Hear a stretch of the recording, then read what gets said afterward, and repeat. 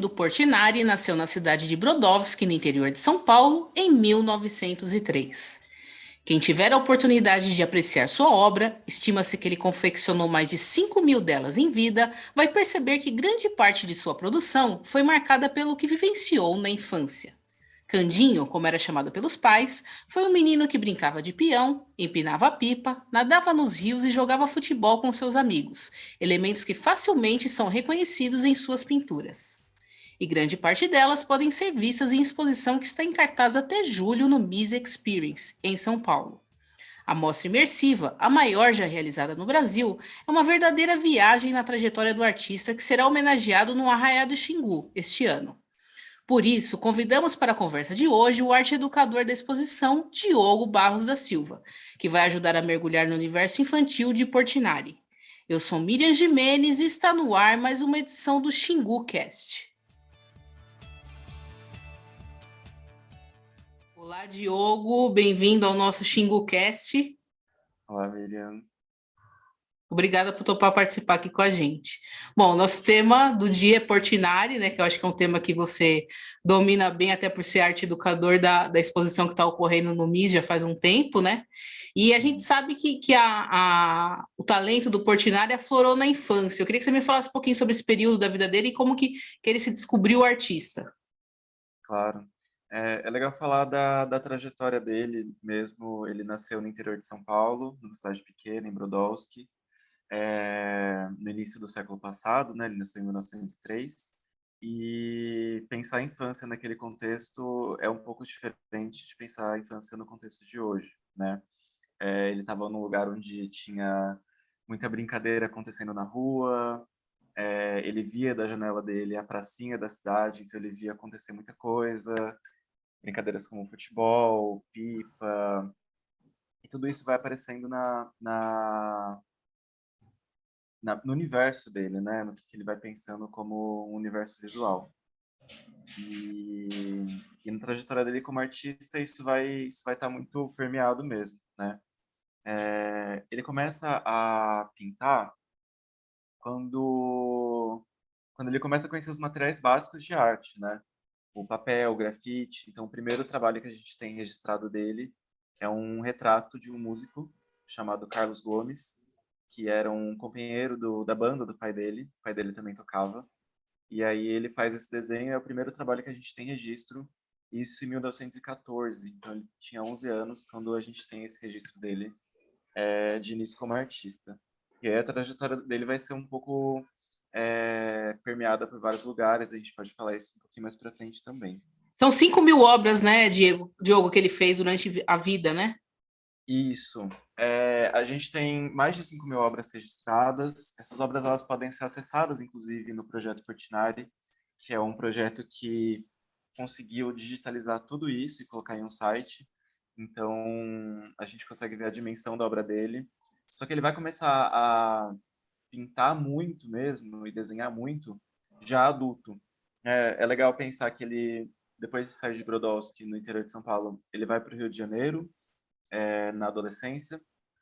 Ele fica estudando um pouco lá na Escola Nacional de Belas Artes, que é um lugar onde grandes artistas se formaram durante muito tempo no Brasil. E aí ele vai para a Europa, ele ganha uma bolsa. E aí é um período bem interessante porque ele começa a ter contato com artistas que são os grandes mestres, né, da arte europeia, principalmente, que, que é onde ali o berço do modernismo, né? Só que ele só vai começar a pintar muito, como a gente conhece, essas mais de 5.000 obras, quando ele volta para o Brasil e aí ele começa essa produção intensa.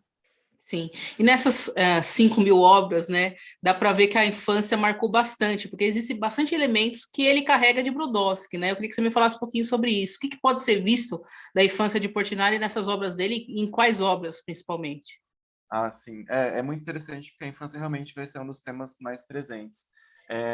Uma coisa que é muito legal que a gente encontra na biografia dele é que, para ele reconhecer o valor desse universo visual que ele começou a explorar, ele precisou ir para fora do Brasil. E quando ele está lá na Europa, ele escreve numa carta: eu quero pintar o meu povo, eu quero pintar o meu país, a minha terra. E aí ele começa a pintar muito essa cultura de Brodowski, e partindo muito da infância também, né? E ele começa a lembrar justamente daquilo que eu comentei, ele começa a lembrar das brincadeiras que ele via, né? O futebol, tinha muita pipa, muito catavento, essas brincadeiras mais tradicionais mesmo. E ele começa a explorar esse universo, então ele começa a lembrar dos símbolos que eram marcantes para ele também na infância. Então a gente tem um destaque muito grande para espantalhos também, né? É, como a gente sabe, são muitas obras, então a gente vai encontrando isso em muito lugar mesmo, essas brincadeiras. Futebol é uma das obras mais famosas dele, se vocês procurarem futebol em Portinari, vocês encontram essa obra bem icônica, os espantalhos. E outra parte muito marcante dele na infância é o circo.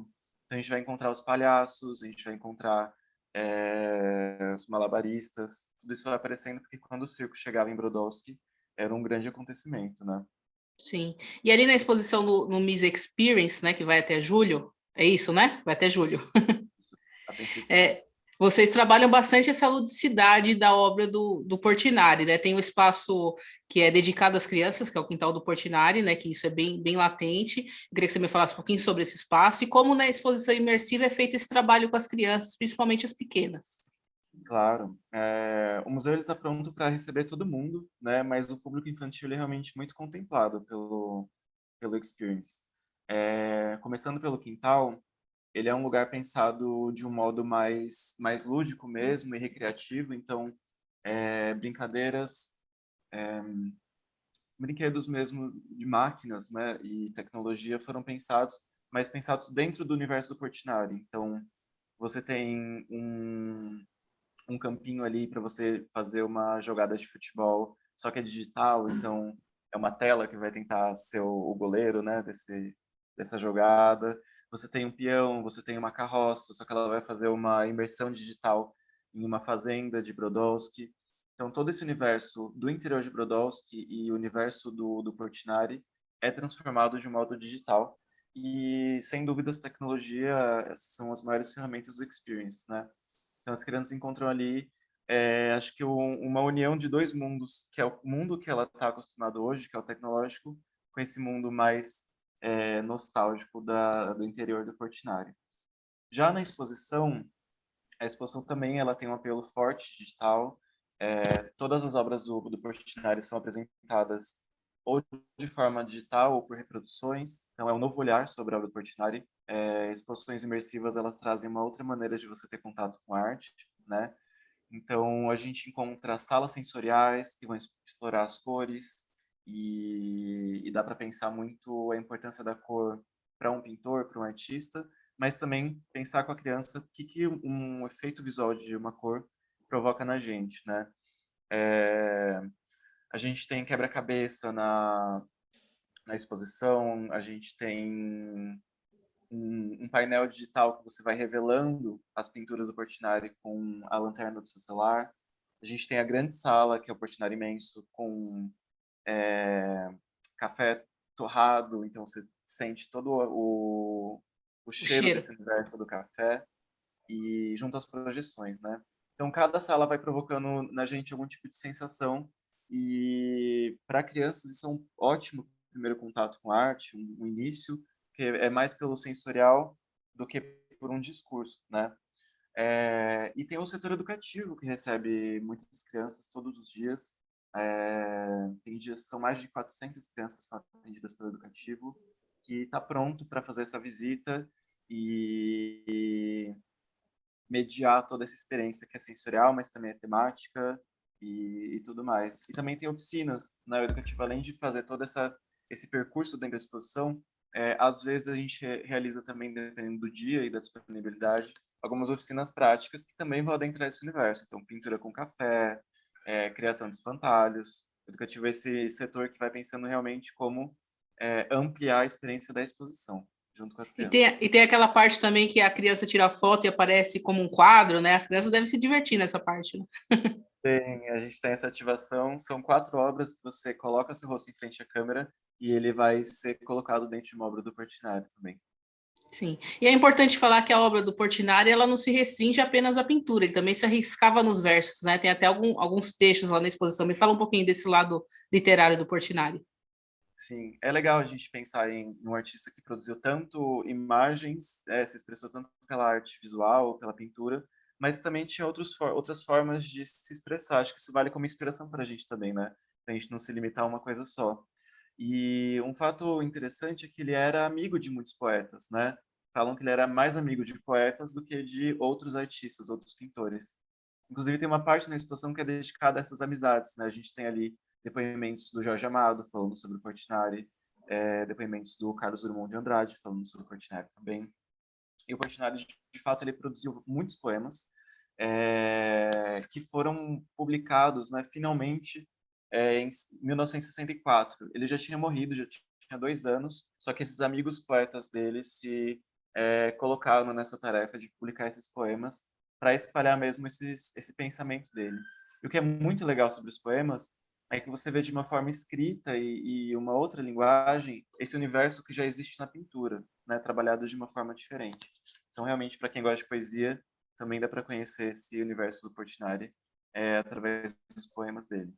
Bacana. Ah, E sim, você pode mencionou falar. do poema assim na exposição, né? A gente tem 2 poemas no final da exposição que estão juntos a uma instalação de espantalhos, onde você descobre mais ainda através do texto, né? E desses poemas que são bem bonitos, qual a ligação dele com os espantalhos. Eu não vou dar muito spoiler, porque o pessoal vai visitar e eles podem conhecer lá e ver essa ligação que é bem interessante. Sim. E a obra do Portinari, embora tenha sido feita no século passado, é extremamente atual, né? Queria que você me falasse um pouco sobre essa atualidade da obra dele. Completamente, Miriam. Acho que dá para pensar numa atualidade em vários sentidos, né? No sentido temático, no sentido plástico, né? De como as obras são feitas e qual a importância delas na arte. Para começar, que o Portinari era um pintor modernista, né? Ele fez parte de um movimento ali muito amplo do século passado, onde a arte estava passando por transformações. E o interessante do Portinari é que ele tem uma forma única de fazer pintura moderna, né? É, ele não segue todas as ideias e correntes que estavam tão em alta naquela época. Ele tem uma maneira particular de fazer essas transformações. Essas transformações a gente pode pensar como ele construi a obra dele, né? Tem muita geometria, tem muita pincelada aparente. Então ele se inspira em vários mestres, vários pintores de outros lugares e vai trazendo essa influência dentro novamente esse universo temático que a gente está conversando, né? Então, como uma pintura modernista pode falar do interior, como uma pintura modernista pode falar da infância, do circo, né? E continua atual porque a pintura ela se renovou muito naquela época e o modo como ele trabalhava as cores, o modo como ele trabalhava as formas, tudo isso é muito atual ainda. Mas também é muito atual pela forma como ele trouxe uma ideia de Brasil para a pintura, né? Ele ficou conhecido como o pintor do Brasil, o pintor social brasileiro, porque ele foi um dos artistas que olhou para o trabalhador brasileiro, ele olhou para o lazer brasileiro, né? As formas como a gente se diverte, as formas como a gente interage, e tudo isso é muito atual porque o Brasil ele se renova, mas ele continua com alguns elementos muito fortes, né? Então é atual muito por isso também. E para você, qual que é a importância das crianças conhecerem, né, a trajetória, o trabalho do Portinari, e inclusive homenageá-lo, como vai ser feito aqui no Colégio Xingu de Santo André? Olha, eu acho que não só para as crianças, mas para nós adultos também, mas para as crianças eu acho que é um pouco mais forte, é lembrar outras formas de viver mesmo e aproveitar esse tempo, né? Porque ele foi um adulto que olhou muito para a infância.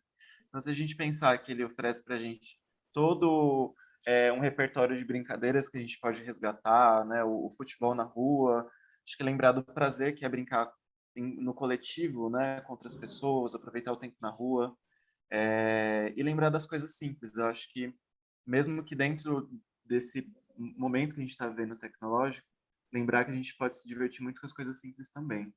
Acho que essa é uma lição que fica para a gente. É uma mensagem maravilhosa. Diogo, obrigada por participar do nosso XinguCast. Eu que agradeço o convite, Miriam. Foi um prazer. A gente espera vocês na exposição Portinari para todos. Com certeza.